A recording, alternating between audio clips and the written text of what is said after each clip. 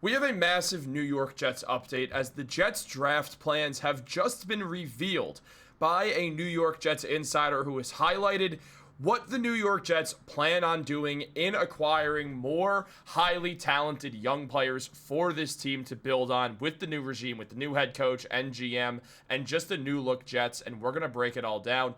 What's up, guys? Welcome back to Jets Digest. It's Chris and Matt here, and we're going to jump right into things as always. And if you guys are part of that 71% that's not subscribed to Jets Digest, make sure to subscribe so Matt doesn't have to keep looking up in sadness. And because if we get there, you may just win this roll of duct tape right here, and that's the real prize. So, all that being said, let's jump into the video, guys, because we have a lot to discuss on the New York Jets, as Darren, Mougey, and co. have revealed what their plans, or have their plans been revealed by a New York Jets insider in Rich Cimini, who, taking a look at Cimini's comments, mentioned that with 11 days to go before the NFL draft, the top candidates for the Jets pick at number 7 are tackles Will Campbell from LSU and Armand Membo from Missouri, and tight end Tyler Warren from Penn State is also on their board. This is based off conversations with league sources, according to Cimini. So very reputable that Aaron Glenn, Darren, Mougey, whole crew. Yes, I almost called him Aaron Mougey. The whole crew, those are the three names that they're looking at. Now, we've heard the Membo and Tyler Warren thing over and over again. We've talked about it once every 2 to 3 days at this point on this channel, because it feels like right now Jets fans are at an impasse where half of them want Armand Membo, another half of them want Tyler Warren, and then some people also want to trade back. So I guess not exactly half, but still the masses have really been kind of under the understanding that would be Membo, Warren, or trade back. Now, we've both been open about how we want the New York Jets to trade back, but I do want to start off, if it's all right with you, with talking about the newer name from this list in Will Campbell. Now, Will Campbell, obviously, we've talked about him a bit. You've mentioned how he is moving a guard. You called that one from a mile out as well, which was pretty great. But looking at Will Campbell, now another name added to the New York Jets draft board. Do you think this is actually a guy that they're looking at, or could this be a potential smokescreen that Darren Mougey has used in the past in regards to last year's draft with the Denver Broncos? So I don't think it's a smokescreen that they're looking at Will Campbell, because no matter what the measurements are, this is a guy who is pretty much the number one offensive lineman overall on everyone's draft board. Now, if he plays guard, that would make him a significantly less valuable position than tackle. So that would drop him down people's boards if he played guard. But like he likes to say, he played tackle in the SEC at a really high level. So you can make an argument that you want to ignore how short his arms were. His arms coming in at 32 and 5/8 inches at the combine. His arms measured bigger at the pro day. So the problem is, Chris, me and you we're not calling him in and measuring his arms ourselves. So we have to pick and choose which measurements you want to believe. I choose to go ahead and believe the combine measurements for everything, because while a human error can be a part of any measurement, I believe at the combine is where the teams have no reason to lie, or not the teams. It's a third party measuring these guys. It's not, the team that he's playing for in college measuring how long his arms are and changing stuff. Because we see with the 40 times all the time, when they're ran at the pro day, the team always leaks a better time than what the guy actually ran to make him go up draft boards, because obviously you want to help your guy out. So that longer measurement for Will Campbell, obviously his arms were the same length at the pro day and the combine, but you got to pick and choose what you want to believe as his arm length. I do believe he's a very good player. I'm looking for a guy who is going to have the arm lengths that's going to be required to play right tackle for us, because we already have the left tackle. We have one really good guard in AVT. John Simpson is pretty good, but he's not a long-term answer. And if Will Campbell was going to be the answer at left guard for us, I would just say I don't want to draft him that high, even though I'm sure he's going to be a Pro Bowl level guard.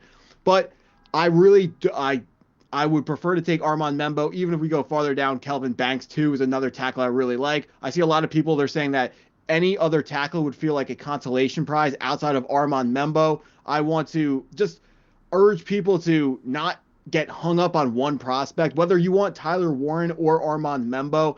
I just want to open people's minds and have people believe that we don't know how all these guys' careers are going to turn out. We could take a guy in the second round at either one of those positions, and they could turn out to be better than the guys we're getting here. So it's not the be-all, end-all that we need one of those 2 or 3 players. That's why I really love that other option that you brought up, trading down. If you're also looking for a wide receiver, if we traded down, that would put us in the perfect range to pick up a wide receiver. We could still grab a Colston Loveland, who, fun fact, has a higher higher blocking grade on PFF than Tyler Warren does. But that's not actually, the film doesn't tell you that, but that's just, a fun fact there. So everyone talking about how good Tyler Warren is as a blocker. PFF does not agree with you. However, it seems like the Jets are focusing in on tackles now, because obviously 2 tackles, 1 tight end. But again, tight end is not a position of high value. So I do not want to take a tight end in the top 10 of the NFL draft. I agree. I was saying this on a recent video that I did, that at the end of the day, and we've talked about this as well, the easiest way to look at a tight end and understand that they're not just this, that they are a luxury pick. I was trying to find other words for it.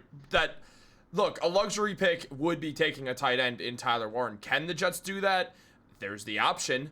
Could they also trade down and potentially address the tackle needs still at a high enough level? I mean, we've talked about this a bit. It's hard to imagine if he's on the board, Kelvin Banks slipping past the Miami Dolphins. The Dolphins do need tackle help, and considering Banks is very athletic, he would be a guy that they would go to. So that's very likely. But the Jets also could take a Colston Loveland and from there also find a tackle in the second round, do something like that, address both needs at a higher level, and do something along those lines, or look at the Luther Burdens of the world and maybe look at him for a later pick if you do end up trading down. So where the Jets stand right now, you're absolutely right. It doesn't mean that that Membo is a lock to be the best tackle in the draft, and you look at all these guys, it does make some sense that trading down clearly could be an option here. I'm curious to see what Darren Mougey's doing, because as we know, as I've mentioned before, the smoke screens of it all, like what he did with Bo Nix, and not necessarily just Darren Mougey, he was the assistant GM, so there's that, but he wasn't the general manager of the team. He wasn't the final shot caller, but being that he comes from this tree of using smoke screens, I'm curious if he's just trying to send basically everyone on this wild goose chase of trying to find the prospect that the Jets are mostly looking at. But also, when you look at all the guys here, when you look at Membo, when you look at Will Campbell, when you look at Tyler Warren, they are glaring team needs at the end of the day. So the Jets clearly do have interest in them. So they are glaring team needs, and that's why those players are the perfect smokescreen type players. That's fair. It makes so much sense that the Jets would be going after those players. And while, yes, you should be drafting at least a little bit for team need, Chris, that report of Jalen Milroe being invited to the NFL Combine cannot be ignored. I think it matters especially for the New York Jets, because our quarterback this year is going to be Justin Fields, which means we are going to be building a completely new offense around a rushing quarterback who is better at running the ball than passing the ball, and is going to have an offense based off of RPOs and easier reads. So Jalen Milroe would be the perfect follow-up candidate after Justin Fields. Or, if Justin Fields works out, then you could trade Jalen Milroe. But I really think Jalen Milroe being invited to the green room matters, especially for the New York Jets. And if this all is a big smokescreen, and the Jets are really looking at a prospect that no one even thinks that they're even looking at, just like last year with Bo Nix, people were saying he wasn't going to be a first-round pick, and then out of nowhere gets picked 12th overall. I really think if this is a smokescreen, you do not forget about Jalen Milroe. I know a lot of people don't like taking him at 7th overall, but he's the guy who has elite traits that no one else in this draft has. He's a better runner than any other quarterback in the draft. He has a stronger arm than Cam Ward.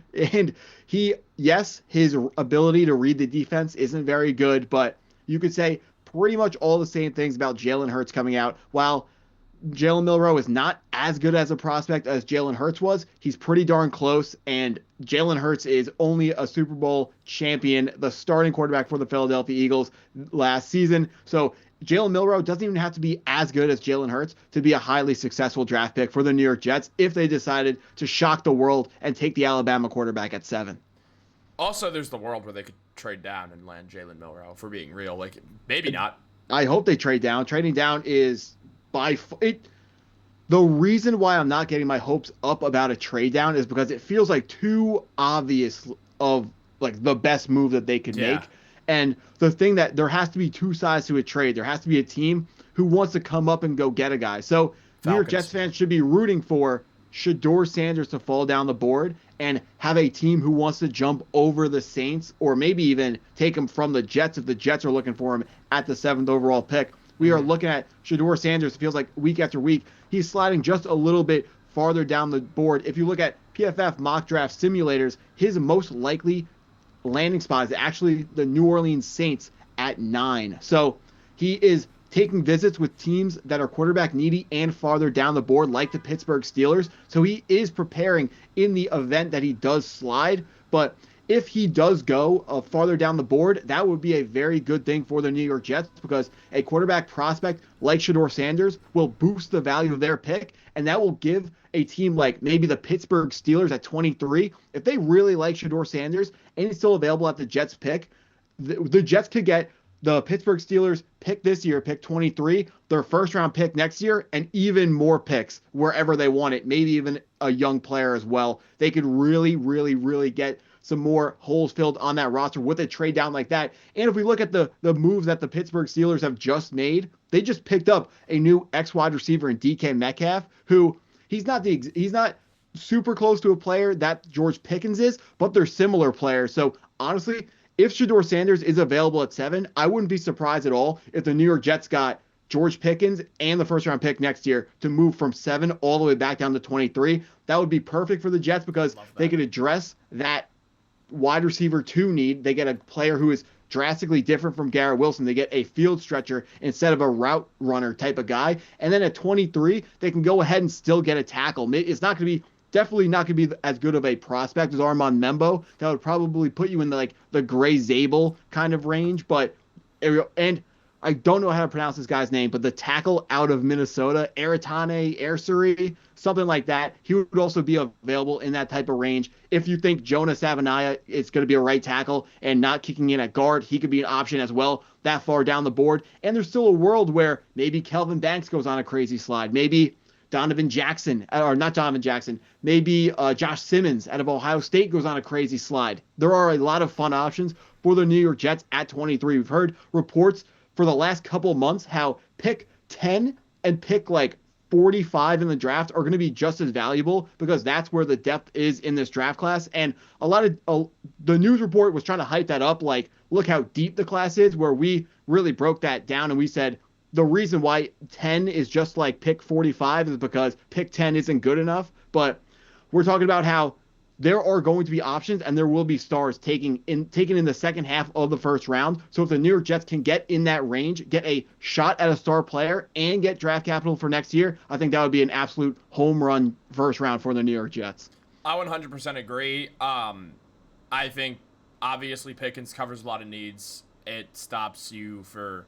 It kind of covers the idea of drafting a wide receiver as well as with the way the crazy slips do. Every year in the NFL draft, somebody slips. So, one name I want to say who's probably he's slipping down boards. Thought we were going to be picking 12-ish overall. A lot of people were talking up this name who's probably going to be available with the Pittsburgh Steelers pick if we trade down. That is Malachi Starks, the highly talented ball-hawking safety out of Georgia. So that's another fun option that would be there should we trade down to 23 with the Pittsburgh Steelers. Now, one more thing, Matt. Is this your favorite trade idea of all the ones being thrown now? Because I will say something that, since we're not Steelers Digest, shout out to Steelers Digest, by the way. Great guys over there. But does this have anything to do with your love for George Pickens? The love of this trade. I do not have love for George Pickens. Dude, George Pickens is your favorite player of all time.